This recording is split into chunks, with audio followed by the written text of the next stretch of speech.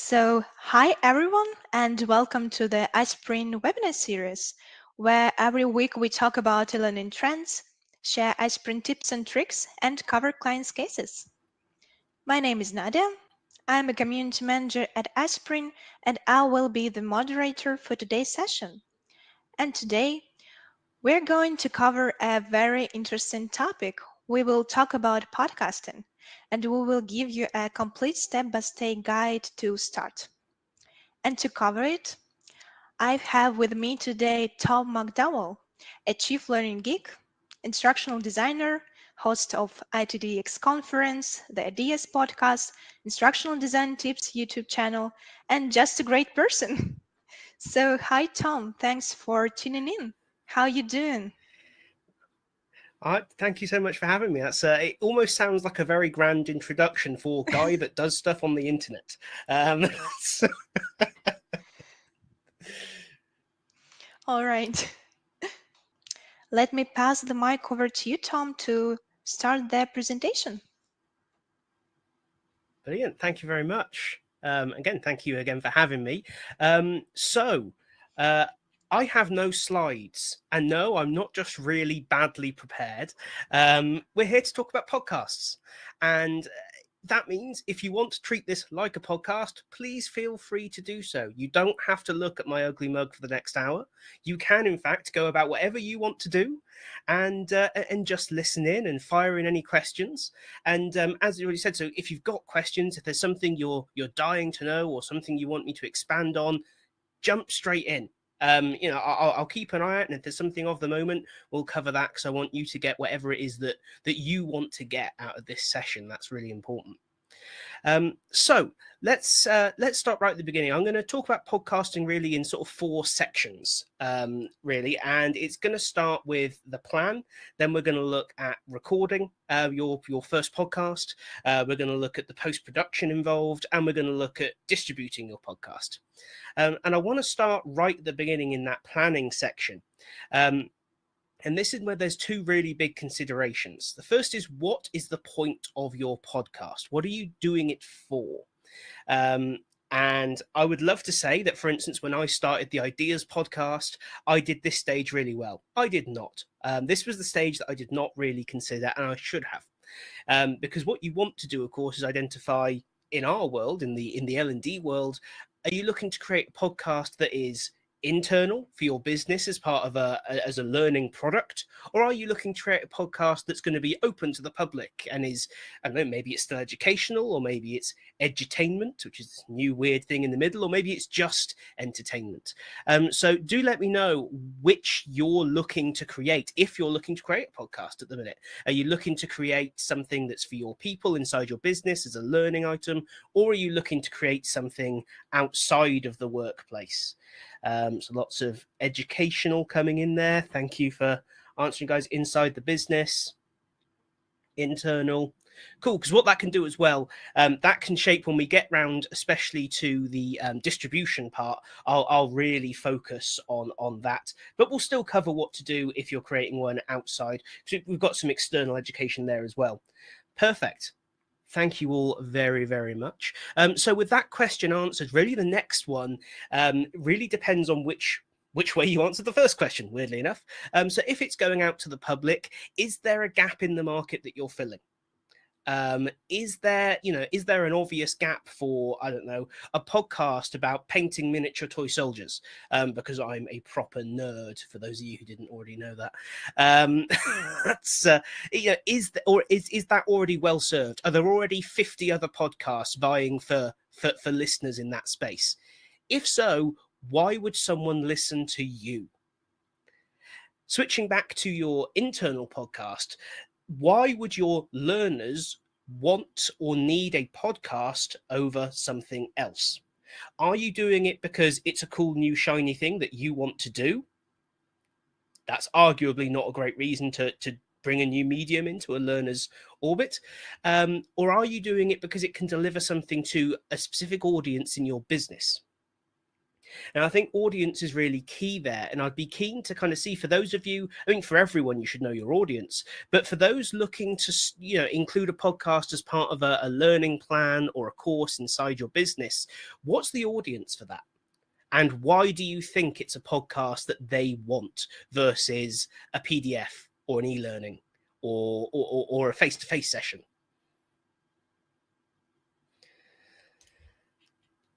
Let me know in the chat what your thoughts are there. I'll descriptive and visual. Okay, that's I think that's a really good point there. So my kind of thinking around this, which has come off a lot of user interviews with various clients and companies that I've worked with to introduce podcasting as a way of delivering content, is specifically around the audience that it lands well with. Now, podcasting is a somewhat interesting medium in that potentially there are absolutely no, in front of you visual support cues, unless you do a video podcast, which I'll kind of corner that off for a moment. If you're doing a traditional podcast, audio only, you've got nothing to put in front of that learner. And we all know learning styles, the visual learner is all a bit of a myth, but we do need to consider the fact that that will speak to some audiences and not to others. For instance, there are plenty of people just broadly in the world who don't listen to podcasts and think they're a bit daft. In the same way that people don't listen to the radio much anymore, and the television became very prominent over that because it's more visual, more immediate. So that's a potential barrier to some audiences. Now, again, going back to the user research I've conducted, the various times I've implemented it, I found that it lands very well with people who are very committed to their development. I really want to learn this, therefore I will deal with the fact that there's no visual stimuli involved in getting this information. You also don't want everything to be that. You still want a blend, you still want a mix. And what that's meant for me is that I tend to target it more at the world of leadership development. The world of people who they're looking to gain key skills to develop their career and go further.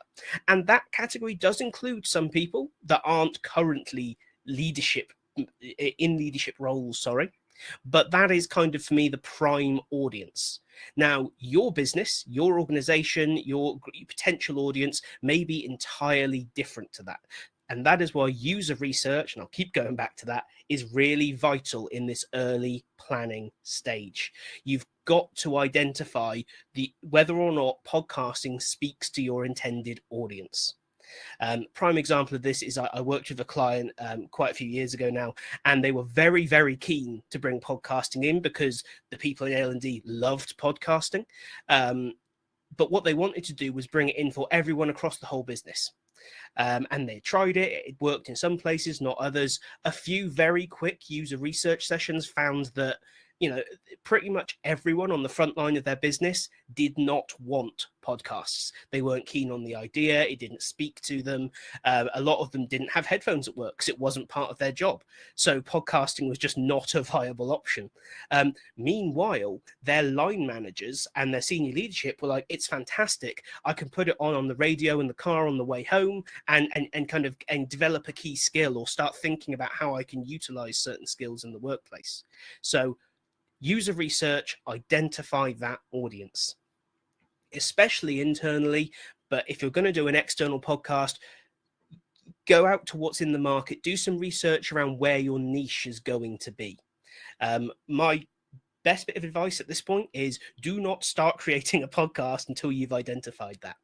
Then think about what the format of your podcast is going to be. So if there's any sort of formats that you're familiar with, drop them in the chat.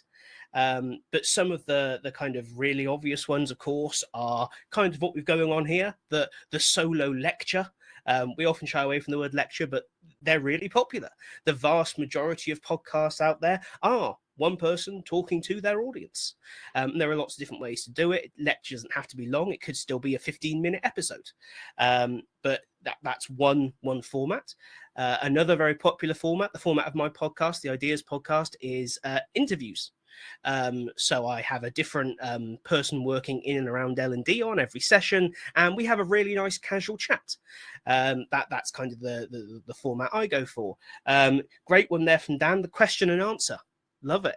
I think that one of the real good benefits, especially in a workplace podcast, is getting away from that loose interview, which can be great if it's just you're listening for, picking up some hints and tips. But in the workplace, quite often we want to be a bit more precise, where a question and answer with a subject matter expert or a senior leader in the business or an external expert in a field or set of skills can be really, really valuable to people. Lecture that follows the class requirements, that's a great potential format, Mike. I think that's it's already what I really like about that is it's already starting to think about where does the podcast sit in terms of the wider curriculum. And I think that's actually the kind of the next point. Once you've thought about format, is where does this fit? If it's going to be internal, where does this fit in this learner's journey? Is the podcast the whole thing, or does it support a classroom session? Does it support some other digital assets that are being created? I think as we see the concepts of things like learning clusters really start to take hold, I think podcast is a really, really key element that can be included in that. And when we're thinking external, think about where your podcast fits into your potential audience's day. And this sounds a little bit daft, but it's all about setting the right mood and the right way. So, for instance, even in, let's say, an interview style, there are many different ways you can interview someone. With the Ideas podcast, the whole thing is that it should feel like an evening. You're sat down, you're going to have a nice hot drink after dinner maybe, and just relax and listen. Therefore, it doesn't start with me screaming down the microphone about how excited I am about stuff. These decisions massively impact how you will record and create your podcast. It ensures you create something of value and that meets your kind of target. The final consideration then, which I did touch on earlier, is audio and or video. So the traditional podcast in big heavy brackets is audio only. And that's really powerful in terms of being small files, easy to transmit, easy to move around and host and stream. You don't have to be at a screen to enjoy them. You're able to, I don't know, go for a run and listen to a podcast, or listen while you're driving, so long as you're still paying attention to the road. Caveat there. You can do pretty much anything whilst listening to a podcast. Most podcasts that I listen to whilst either painting models or doing work or having to do something else that maybe washing up, let's say, that I'm not keen on focusing my attention on. Again, if there's any particular situations where you like listening to podcasts, let us know. So that really lends into the audio only. If you're going to do a video podcast, there are a couple of things to bear in mind. One, what's the video going to be of? Is it going to be of the speakers? Is it supporting graphics? Is it a combination of the two? Second big consideration, how much additional recording, creation, and post-production work are you creating there? Is it viable? Whether that's commercially viable or viable in the amount of time and resource, and also viable in skill level. Do you have the skills to produce a high value piece of video content? If not, audio only, I would suggest, is much easier when you're getting started to create a really high quality audio and then potentially transition to video later. That's actually the pathway that my podcast took. It started off as audio only and then became video as well. And we are seeing an increase in that, especially in the kind of external podcasting world, where Spotify now actually supports video podcasting specifically, whereas pretty much all the other podcast-specific platforms are audio only. Now, I love both, but I think there's a time and place. And when considering it in the workplace, I think the biggest thing the audio-only approach has going for it is the efficiency of production. So often we're stuck creating a piece of content that's going to take a week, 2 weeks, 3 weeks, potentially even more to get everything together with and create and distribute. A podcast, let's say you're doing a lecture-based podcast, potentially you can create something of really, really high value in a couple of days, potentially quicker once you've really got a workflow down, but let's assume you're starting from nothing done before.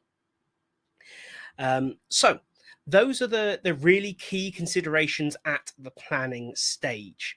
And if anyone's got any sort of burning questions about that, drop them in the chat now, and I will loop back into plan sort of as soon as possible.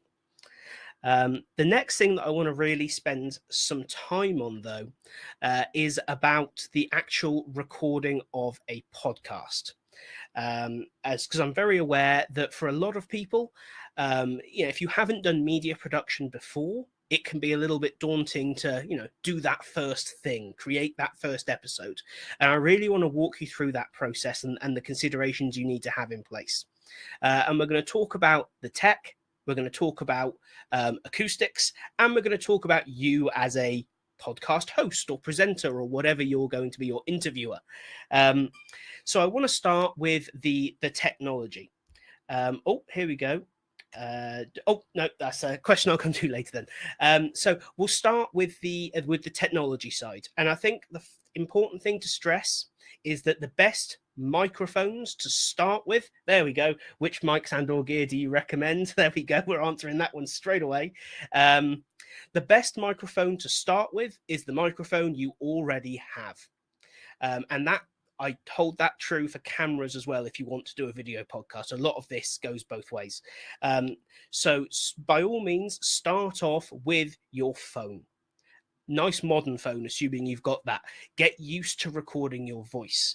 That's going to be one of the biggest barriers to really getting started. And it's also a low cost way of getting started. What you don't want to do is spend a couple of grand on equipment and then go, actually, I've changed my mind about podcasting. That's painful, right? When, however, you do really get going, there are a couple of key places you can spend that add value in terms of gear. The first one is obviously going to be microphone. And the microphone you use is really going to depend on your recording situation. And without doing a whole lecture on microphones, which if any of you are interested, I'm always willing to do. So just get in touch. But the main things to be aware of is that there are many types of microphone, but broadly we're looking at dynamic and condenser microphones. Condenser microphones require additional power, but have very, very strong pickup, very clear pickup, very little rejection from different sides. So they'll pick up everything very clearly. The danger is they pick up everything very clearly. So that network switch or that printer or that person walking around upstairs are all going to be on your recording.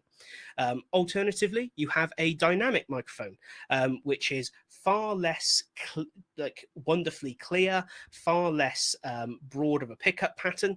So it picks up far less, but has excellent rejection, and generally is slightly warmer in tone. Not always, but generally. So my go-tos there, you've got sort of the classic microphones, really, like the SM7B as a dynamic microphone. That's what I use just in front of me here.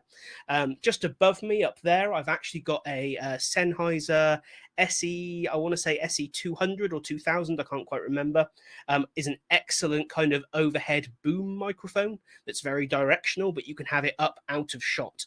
That's obviously a much bigger consideration if you're doing a video podcast, because not everyone likes to have the microphone right there in the shot. Big consideration there is that, to be honest. If you want to have it the microphone away from you, out of shot, condenser microphone. If you want to have it nice and close, which is where I am now with the SM7B, sorry, I just hit that. You probably all heard that.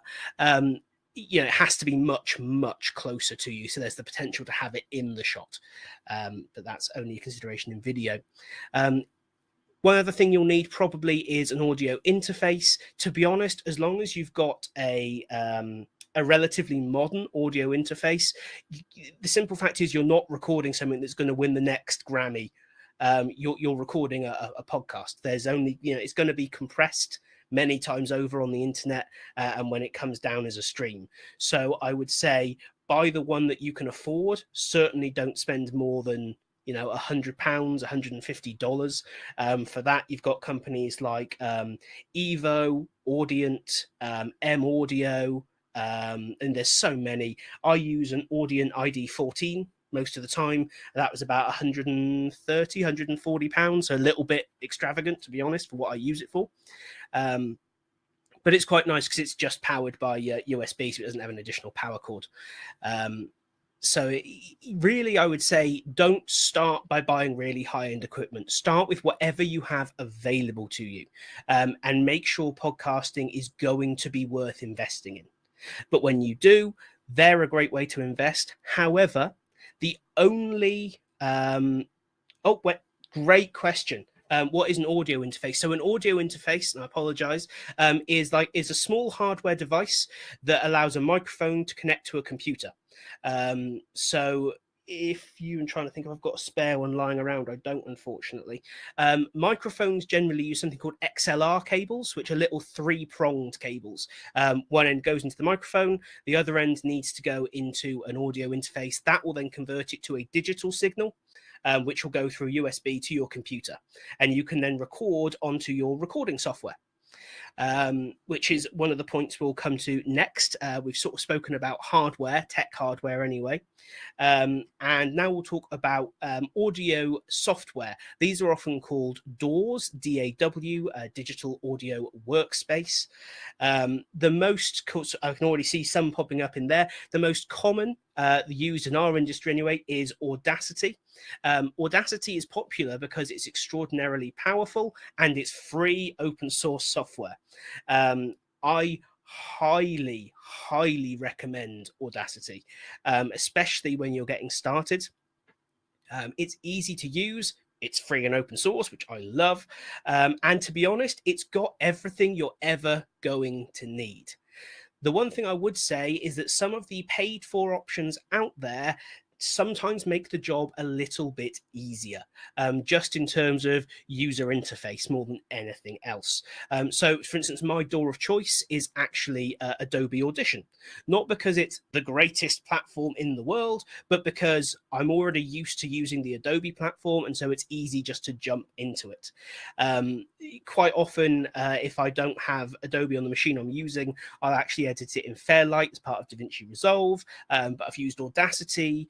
Originally, when I was sort of learning in college, I used tools like Pro Tools and Logic, and I can honestly say there is absolutely no reason to invest in them.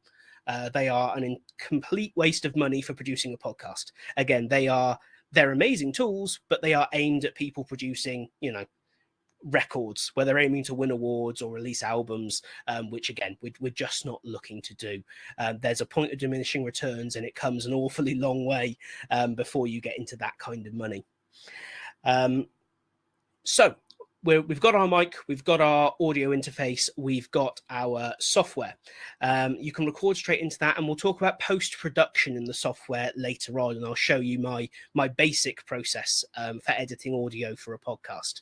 But there's something I really want to touch on here when it comes to equipment, and it's the area that is really boring and that often gets overlooked, and that is the acoustics of the space that you are going to record in.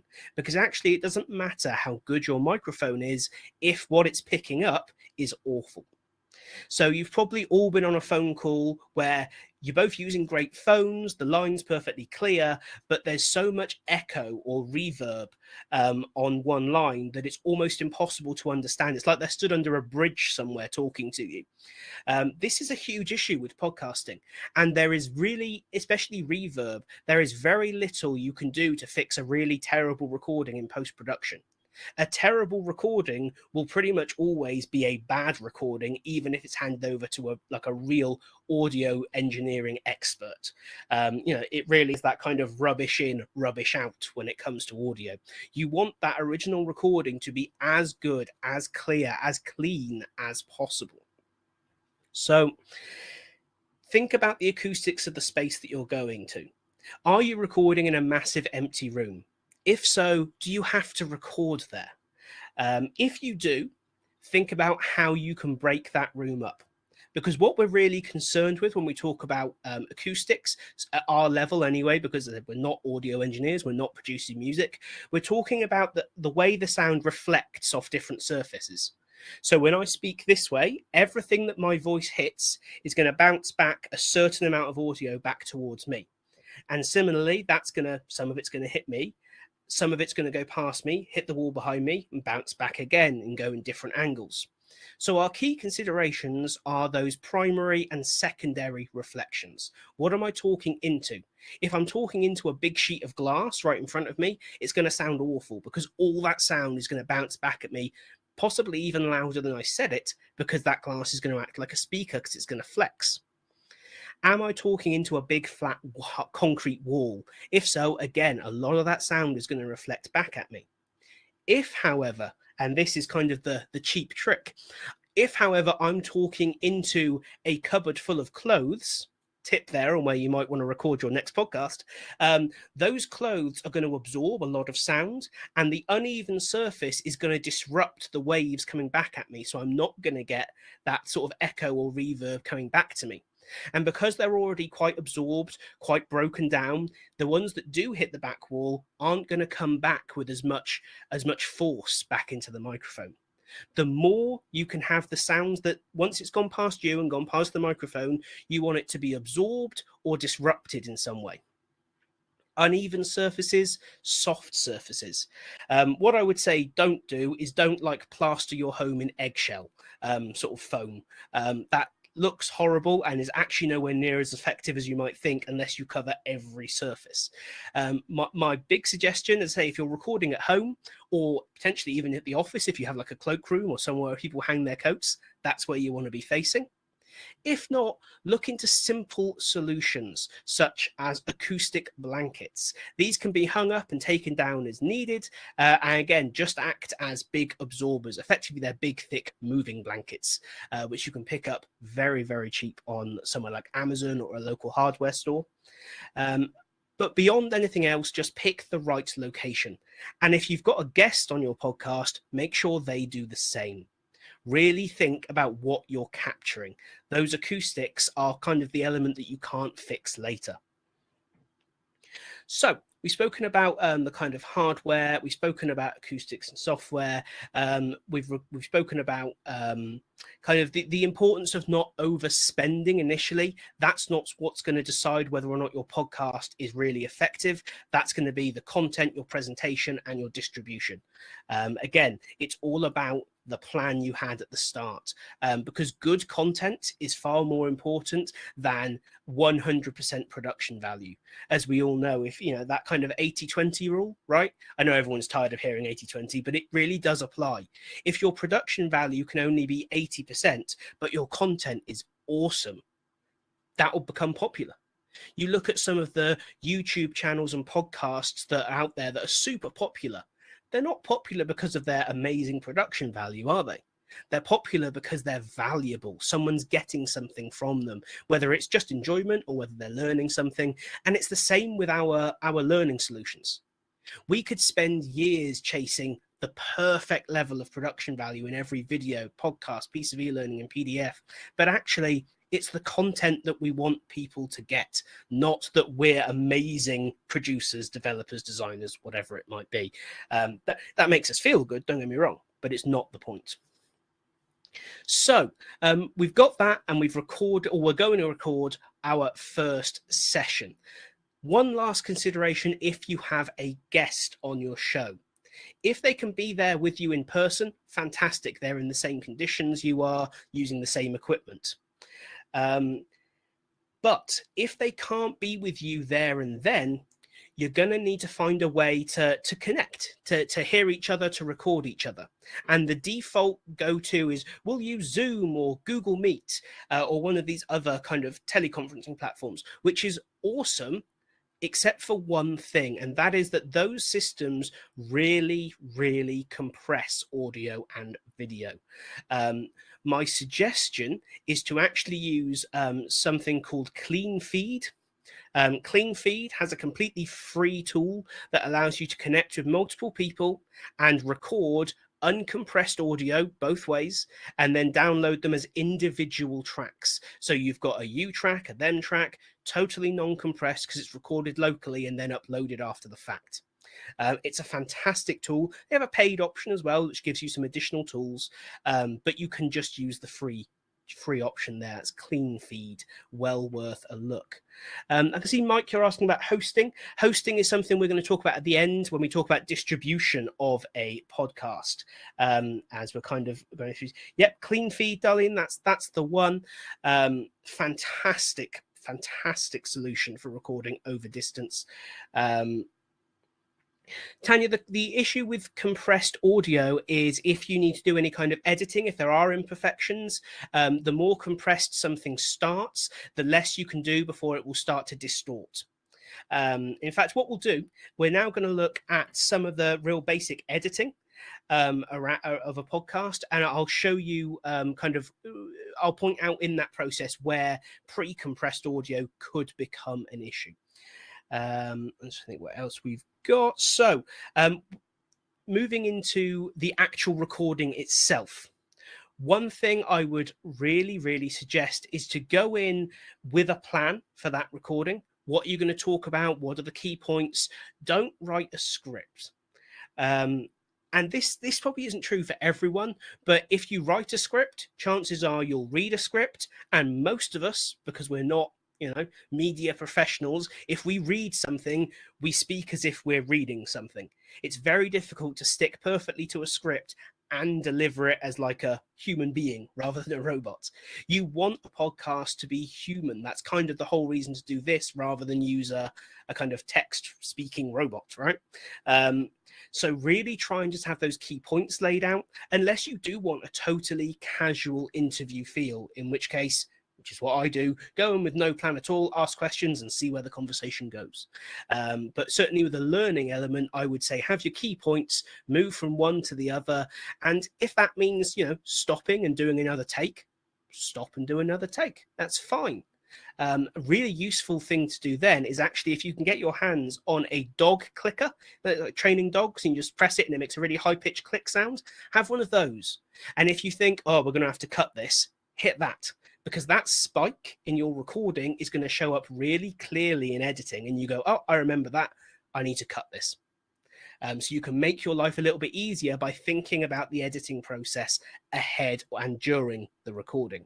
Occasionally when I'm recording, I'll even leave myself notes in the recording and go, right, remember you need to cut that back to where I started this, and then we'll pick this up again from that sentence. Because you're the one editing it, that's a fantastic way to make sure, even if this recording sits there for a week before you get round to it, you'll be fine. So let's dive straight in to editing some audio that you've recorded. And I think this is where there's a lot of concern around how do I edit audio. It's going to be this big deal. We've already obviously spoken about using Audacity, but what I'm going to show you now is Audition. Okay, not a problem. Well, I can still walk you through the process itself, because when editing audio, certainly audio that doesn't have any major flaws in it, it's a real simple sort of 4-step process that I follow, which is ENCN. And this is sort of very well known in the audio engineering community as kind of the basic building blocks of nice sounding human voice recordings.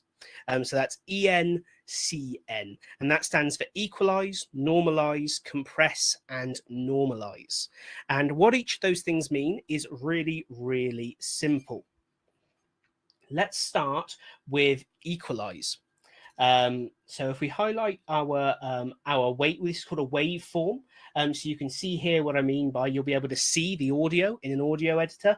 So if there was a great big click from one of those dog clickers here, you would see a huge line going right up and down here, probably peaking, making a horrible noise in your headphones, but you'd clearly be able to see that you wanted to cut there. So if we were going to start with the E, which is equalize, this is about making sure all of the frequencies that are in our recording are where we want them to be. Because typically when you record a room and a human voice, there are all sorts of frequencies being recorded. Some are the voice, and some are the kind of natural reverberations of the human voice, which tends to be the lowest frequencies. And some will be background noises, which tend to be very high frequencies if they're being picked up on a microphone. So pretty much every platform will follow the basic process. So what we're going to do here is use an effect called an equalizer or an EQ. And I always try to use a parametric equalizer. And the reason I chose to use a parametric equalizer is that it draws us this nice graph. So let me start by taking that back to flat. So when you initially load it, it will almost always load as flat. And these are the fairly universal steps to kind of human voice equalization. You're pretty much always going to want to add a high pass filter or a HP. And what this does is knock off all those very, very extreme low end frequencies that are unpleasant if we do hear them, and some that are just unhearable to us anyway. And this range is usually measured in hertz. And we want to set a low pass filter to go to about 100 to 105 hertz. My voice isn't particularly deep, so I tend to push it a little bit to about 110. And what that's going to do is reduce in volume or completely remove all those lower frequencies. And the danger of lower frequencies is that they'll make your recording sound muddy and lack clarity. Then what we may want to do is, unless we have an issue, if let's say, I'm trying to think, let's say there was a really noisy network switch in your office where you recorded this, that fan going in that network switch might have left a really high-pitched buzzing in your recording. What you could potentially do is use each of these little points, and you can add more in most software, to drag down a really specific frequency. And you can almost search your recording by dragging it up and down, find the noise that you don't want, and then drag that point very, very low. But what you can also do is give little boosts to frequencies. So if your voice is sounding a little bit too boxy and deep and dark, you might want to lift the high end a little bit, or add a low pass filter, which will cut off some of your higher end. I don't tend to do that. My voice doesn't need any more high end cut out of it. But you can drag this up, and what we're doing here is the frequency range here at the very highest end of the voice is getting louder. And that way you can really shape a voice. Now, generally speaking, you don't want anything this dramatic. In EQ, you want to do as little as possible. So for me, when I'm doing my voice, that's usually about, dip in the middle there. That's about what I would do for my voice. The great thing about these tools is this is a non-destructive workflow. So if you move something and it sounds terrible, just hit the undo button. My advice is play around with it. Chances are, for most human voice editing, you're going to have something that looks similar to that curve. Probably a different amount on the low pass filter, depending on how deep someone's voice is. But I would really encourage you to get started, record your voice and start playing around with EQ. You'll make it sound terrible sometimes, but you'll find the EQ that matches your voice. When you do, whether it's in Audition, as I am here, or working in Audacity, or even if you are working in Pro Tools or something really high-end, save it as a preset. As often as you can, once you've got something down, if it's going to be a reoccurring element like your voice, save it as a preset, because then you can always apply that, and depending on the recording situation, you may need to adjust, but you're starting from a known good position. So again, key to that EQ moment there, roll off the bass with a high pass filter and slightly boost the high end, just to give a really nice, crisp, clean voiceover. So we're going to apply that, and you can see immediately how it has reshaped this waveform ever so slightly. Now, the major issue you may notice with this is that it's quite small, and so that means it's quite quiet. What I would suggest next then is that you normalize the volume. Now, this is slightly different to just making it louder, because in addition to making it a set volume at peak, what normalization will do is maintain the natural dynamics of the piece. So if this is currently 5 times quieter than this, it'll stay that way, but both will increase in the same ratio. If you just whack up the volume, there is the danger that it will lift everything the exact same amount, which doesn't necessarily maintain the same ratio. sound works in a slightly odd way. So let me do that. Almost all tools, I think the only one that doesn't have a direct one is actually Pro Tools, because you have to do everything manually. But we're going to go to amplitude and compression, and we're going to go to normalize. And the normalization process is usually set based on dB or percentage. I always try and work in dB and set it to -1. So that way, every recording I produce will be of the same volume. To the end user, there will be consistency. Oh, hello. We've got a question there from Darlene. If you're doing a video presentation but want to offer audio as well, is there a way to record it and match it with audio? If you're recording a video and want to audio as well. So if I were you doing that, I would probably record them at the same time. I would use, if it's just you, I would probably use a package such as OBS, free, open source. There's a theme here, I know, because that will allow you to record your audio and as many visual inputs as you want at once into a really high quality lossless file. And then you can edit from that rather than trying to pair them up. If, however, you do want to record two things separately for whatever reason and then pair them up, you can do it. It can be quite a painful process, I'm not going to lie to you. For that kind of thing, I tend to use something called AvidMux. AvidMux, two separate words.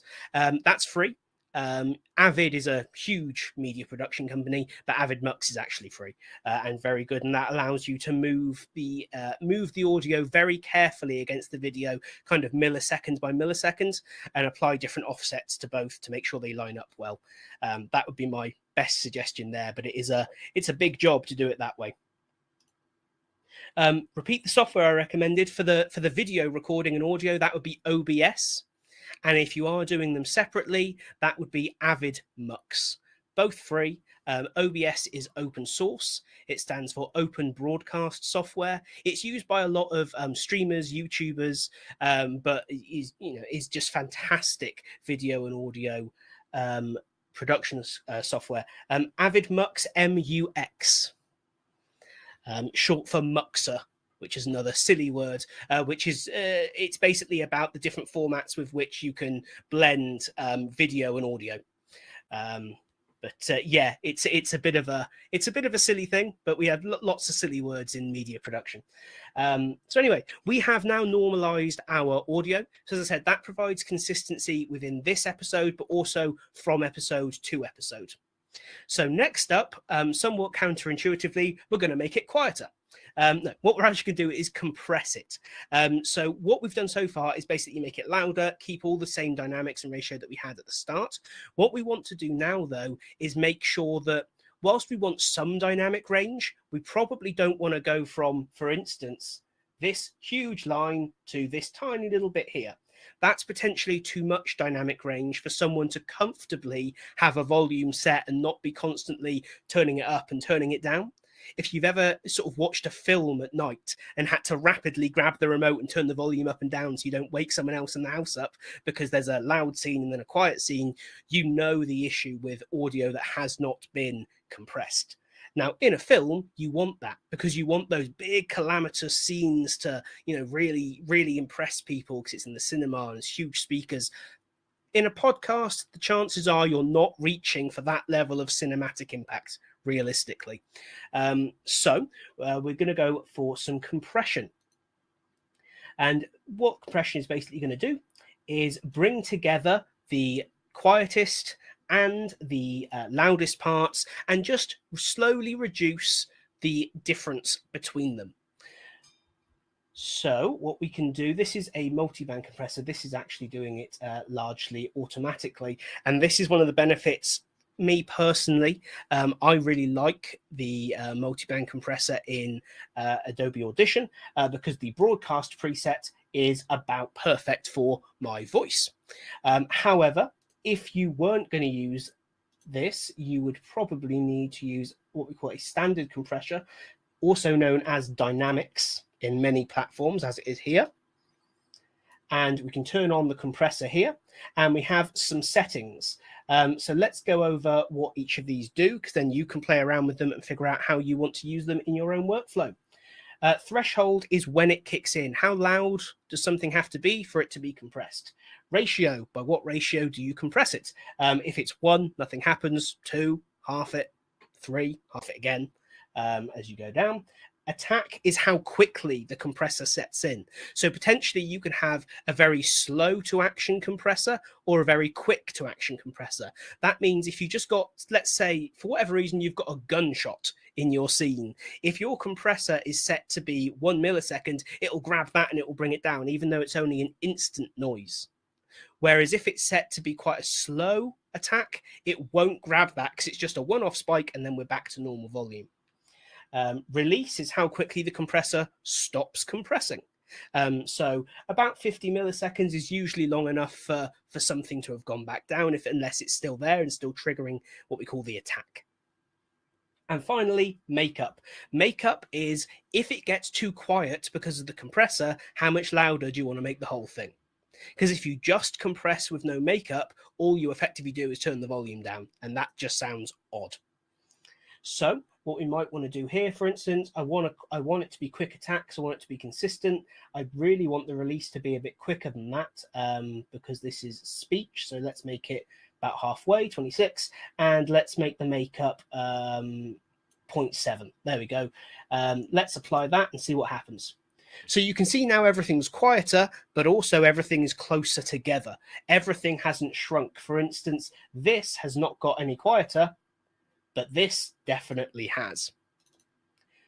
Last but not least, that final N, we're going to renormalize. So normalize again, same settings, -1. That is now a finished waveform. I mentioned before that I'd show you what it might look like if it was pre-compressed, and what it might end up looking like is that. Quite often that is what you'll get out of Zoom, very hard edges. If you bring that waveform down, those flat lines will actually stay there. Because it over compresses to make streaming easier, and therefore your audio quality will have a lot of distortion in it potentially. So that is the full editing process for audio in your podcast. Final quick considerations, because I know we're heading towards the last 10 minutes of the session, would be, let me stop sharing this. There we go. If you are going to be producing a series of podcasts, what's your introduction and what's your outro? Really spend some time on that. Think about if you're going to have music, and if so, what kind of music? What's the tempo going to be? And then finally, if you're going to be using graphics, visuals, what's your visual introduction going to look like? For those that have seen the Ideas podcast, you'll know I'm a big fan of minimalist, just bit of color, bit of a logo reveal, get some music in, get started with the podcast. Content is king. Finally, distribution. If it's external, I've got one thing to say about distribution. Go to anchor.fm. It's free, it's owned by Spotify, and it will automatically distribute your podcast to, well, everywhere you can get a podcast, basically. It supports video, it supports audio. If you're distributing it internally, use a platform people are already using. Don't reinvent the wheel. If you have Microsoft within your business, look at Stream, look at Sway, look at SharePoint. If you have an LMS or an LXP or whatever someone has renamed themselves to this month, use that to host your podcast. They will host audio files. They will host video files. If you want to, build it in as a SCORM package so you can track completion. iSpring has an audio player, so load it into there. Use that as your delivery mode. That allows you to include it in maybe your standardized lesson setups. That allows you to add in maybe a now go and do this slide at the end. Start thinking about how you ultimately all a podcast is at its core is an audio or video recording. Anything that you can distribute online could have that in or as part of it or have it attached to it. There is I was about to say, so if anyone's got any questions, please jump in.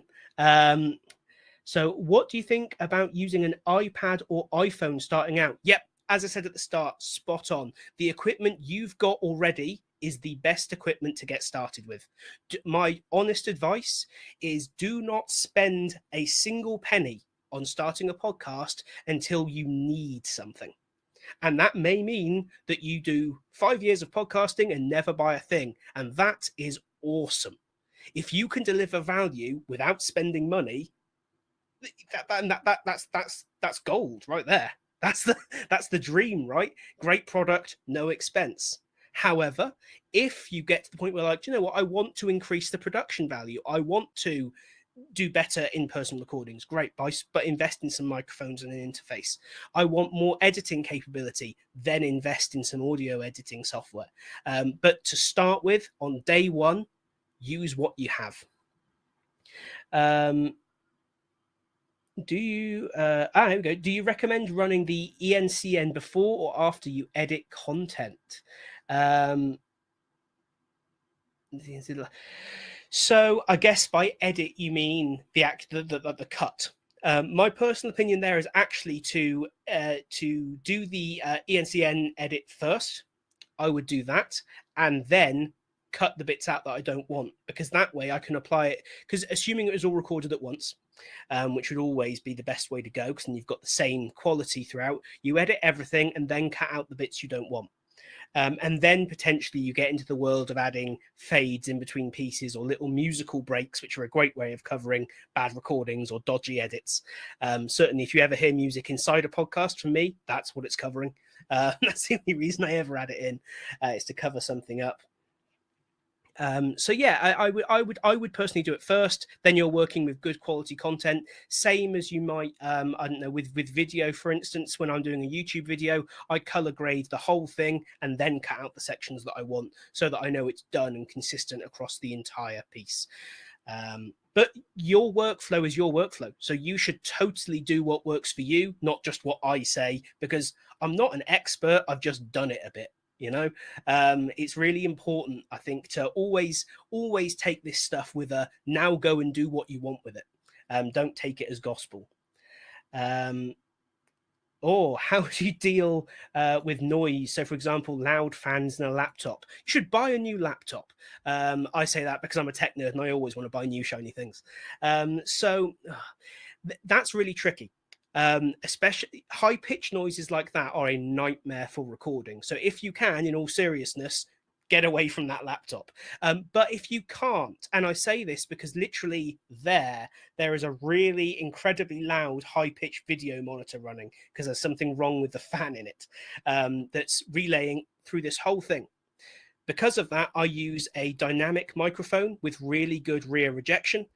So it should just be capturing a lot of this, and it probably is still there, but not so loud. So that's where equipment can save you. That's the kind of challenge there. The other alternative is to get longer cables and move the laptop further away. It's still an equipment fix, but it's cheaper than an expensive microphone. That would probably be the best thing you can do. But yeah, broadly, you want to just remove those noises from the environment. Any more questions? We can wait a couple of minutes, but I have a question from you from my side. Can you please tell me what is ENCN in the James question? Yeah, so that was when we were talking about the editing side, we were talking about ENCN is the basic process of use an equalizer, then normalize it, then compress it, and then normalize it again. So it always helps. It's stuck with me ever since a lecturer. I was 16 when a lecturer stood up and said, "This is how you edit good audio. If you've done a good job recording it, you apply these 4 steps, and it'll just sound great." And after all these years, I kind of just think I can't do any better. It's chances are when you listen to an incredible audio on a music album, that's the core of the editing that has happened on that. Same on great voiceover and on films. So the next time you sort of watch Shawshank Redemption with those incredible voiceover moments at the start and end, ENCN is what you are hearing there, the power of that really simple editing process to give you clarity, no muddiness in the bottom of the mix. And especially as you get multiple voices, you'll see the benefits amplify. The more voices you add, the more frequencies you've got moving around in someone's headphones or coming out of a speaker. Clarity is the most important thing in the audio that you create. Thank you so much. And also, even after webinar is over, you don't have to stop the chat from flowing and hop over to the iSpring forum and continue the conversation. We have a related topic in our community, so you're welcome in it. And it seems like we don't have any questions. That's either very good or very bad. I either bored everyone into not wanting to do a podcast anymore, or hopefully we've covered enough. I hope that we covered enough.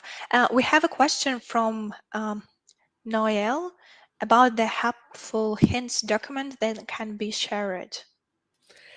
I don't have one to hand. I tell you what, challenge for me. There's Tom's evening right there. I will put one together this evening for you, and then can I think can I share that on the forum? Maybe is that the place for that? Yes, you can. Brilliant. Keep your eyes on that forum, everyone. I will share a document either very late tonight or first thing tomorrow morning. We have a question from Tanya. What's the brand of ENCN that you recommend?